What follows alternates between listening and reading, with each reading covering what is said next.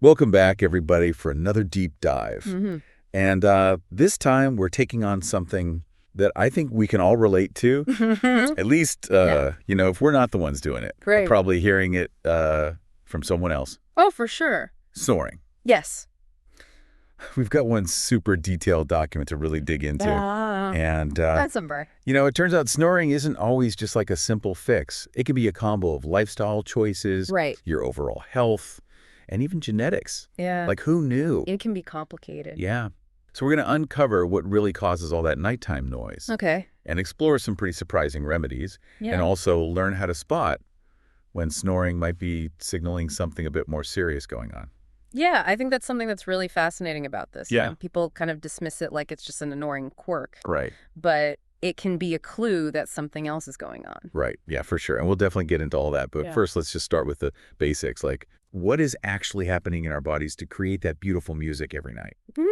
Well, when you're drifting off to sleep, your muscles all start to relax. Okay. And that includes the muscles in your throat. Um, And so those muscles relax, and then your airway gets a little bit narrower, and it makes it harder for air to flow through. okay. Now, if you picture the soft palate, which is that fleshy part at the back of the roof of your mouth, Yeah. as you're breathing the air rushing through that constricted space, Mm, it makes the soft palate vibrate, kind of like a flag flapping in the wind. okay. And that's the sound of snoring. So it's like a symphony of like floppy tissues back there. Exactly. That's interesting and kind of disturbing at the same time. Yeah, it's all very elegant in there. So I'm guessing anything that makes that airway even more narrow Yes. is just going to make the scoring worse, right? Exactly. And that's where all those snoring culprits come in. Right. It's not just about what you ate before bed, Hmm. although a full stomach can definitely play a role. But it can be anything from like your anatomy, Wow. your sleep position, Okay. alcohol consumption, Uh-huh. even vitamin deficiencies. That's way more than I thought. Yeah, there's a lot going on. Yeah, our document it lists like a crazy number of contributing factors. Yeah.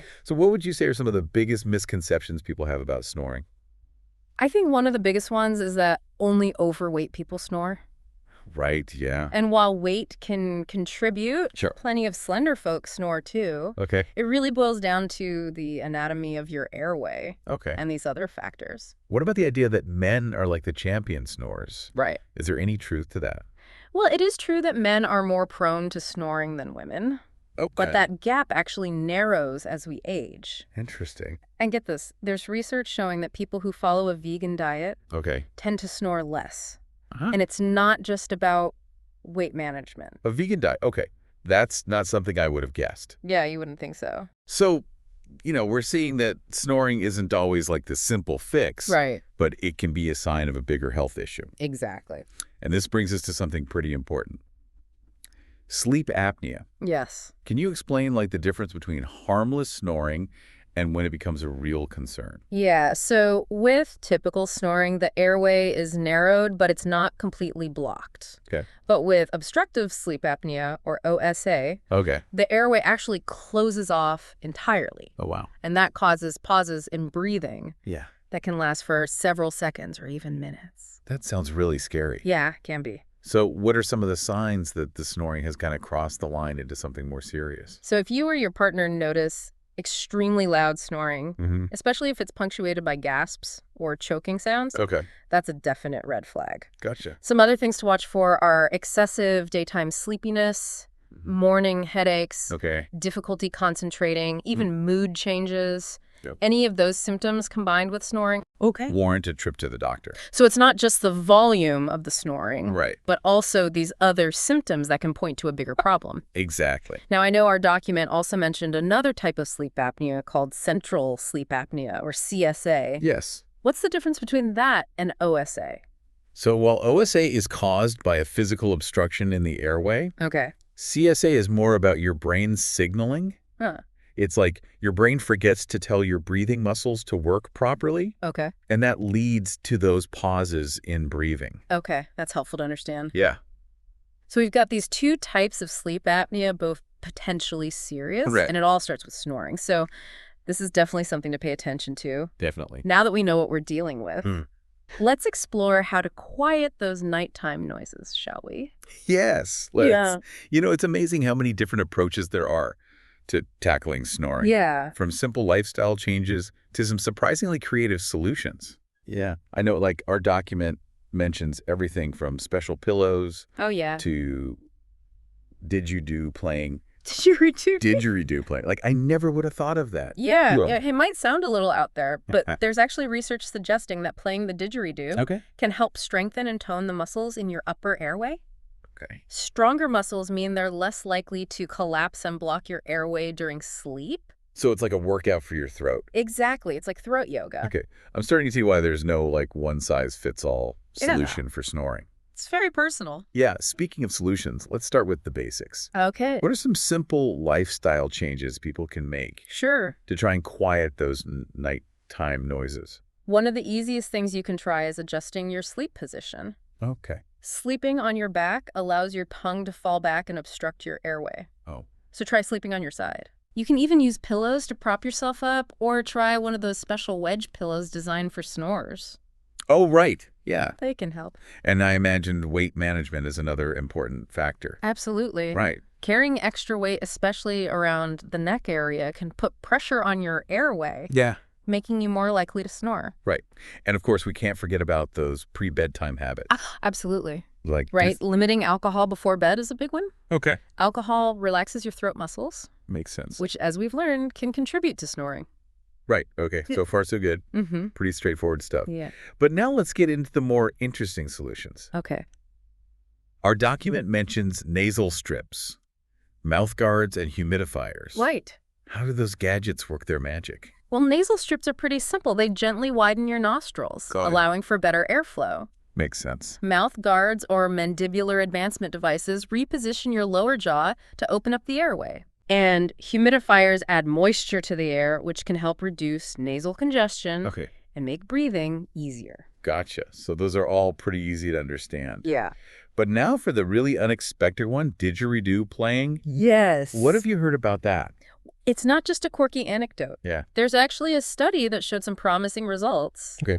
Playing the didgeridoo regularly can help strengthen those key throat muscles, reducing the likelihood of airway collapse during sleep. Wow, so it really does work. It seems to. Now, our document also mentions something called myofunctional therapy. Yes. What exactly is that? So myofunctional therapy involves exercises specifically for your tongue and throat muscles. Interesting. The goal is to improve muscle control and strength, kind of like physical therapy for your airway. So you're training your tongue and throat to behave better. Exactly. While you sleep. I like it. Yeah, that's pretty cool. And what about vitamin deficiencies? Right. I was surprised to see that linked to snoring. It's true. Studies have shown a connection between low levels of vitamin D and B12 and sleep-disordered breathing, including snoring, while the exact mechanisms aren't fully understood. Right. Vitamin D might play a role in reducing inflammation in the airway, while B12 could be involved in nerve function and muscle control. So taking care of our overall health can have a positive impact on our snoring. It definitely plays a role maintaining a healthy weight, getting enough sleep, eating a balanced diet, and addressing any vitamin deficiencies can all contribute to better sleep and reduce snoring. Speaking of sleep, something I've always wondered is, if our snores can be so loud, why don't they wake us up? That's a great question. It all comes down to how our brains process sound during sleep. Okay. Our brains are incredibly good at filtering out sounds that aren't perceived as threats. Right. When we're asleep, our brains basically tune out familiar, non-threatening sounds. Interesting. Including the sound of our own snoring. It's like they're saying, yup, that's just me, nothing to worry about, keep sleeping. Wow, that's so interesting. It is. But then why is a partner's snoring so much harder to ignore? Right. Even if it's not as loud? That's because our brains haven't habituated to those sounds. Okay. They're new and different. Right. So our brains are more likely to perceive them as potential threats. Okay. Even if the volume is lower. Oh, that makes sense. Our brains are truly amazing. They are. But this does raise another question. Okay. Like, why do some people seem predisposed to snoring while others never make a peep? Right. Is it all down to lifestyle and those other factors we talked about? Well, those factors definitely contribute. Yeah. There's evidence suggesting that genetics might also play a role in chronic snoring. So some of us might just be genetically programmed to snore. It's possible. That's kind of funny when you think about it. It is a little bit. But all joking aside, we've talked a lot about potential solutions. Right. But what happens when snoring becomes a real problem? Yeah. Either for the snorer themselves or their partner? Right. What can they do? The most important thing is to remember that you don't have to suffer in silence. Yeah. There are options. I'm glad you said that. So where should someone start if they're concerned about their snoring or their partner's snoring? The first step is always to talk to a doctor. Oh, yeah. They can help rule out any underlying medical conditions and recommend appropriate treatment options. That makes sense. And I know our document mentions that, like, a whole team of specialists might get involved. Right. Depending on the cause of the snoring. Ear, nose, and throat doctors, sleep specialists, even dentists.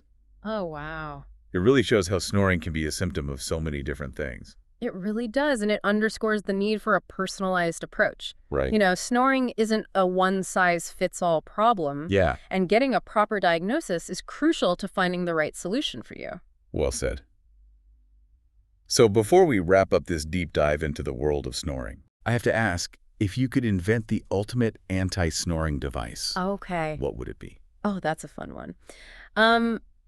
I think I'd go for a device that could address the root cause of the snoring, whatever it might be. You know, whether it's anatomical, neurological, or lifestyle related. Yeah. Imagine like a tiny implantable device Okay. that could gently adjust the position of the soft palate or tongue during sleep. Yep. Or maybe a smart pillow that can monitor your sleep position and gently nudge you onto your side if you start snoring. Those are some seriously cool ideas. It'd be nice, wouldn't it? Yeah, I can picture a future where snoring is just a distant memory, I know. thanks to your inventions. We can always dream. Right. But even without futuristic gadgets, there's a lot we can do to address snoring. We've covered so much ground in this deep dive, from understanding the science behind snoring to exploring a variety of remedies and lifestyle changes. And for our listeners who want to dig even deeper into specific solutions, we've got links to some great resources in the show notes. Yes, definitely check those out. So to wrap things up, we've learned that snoring is this surprisingly complex issue with a whole range of causes and solutions.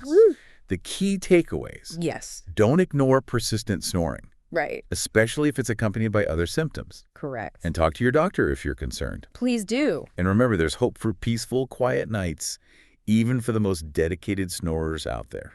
Absolutely. Sweet dreams, everyone. Sweet dreams.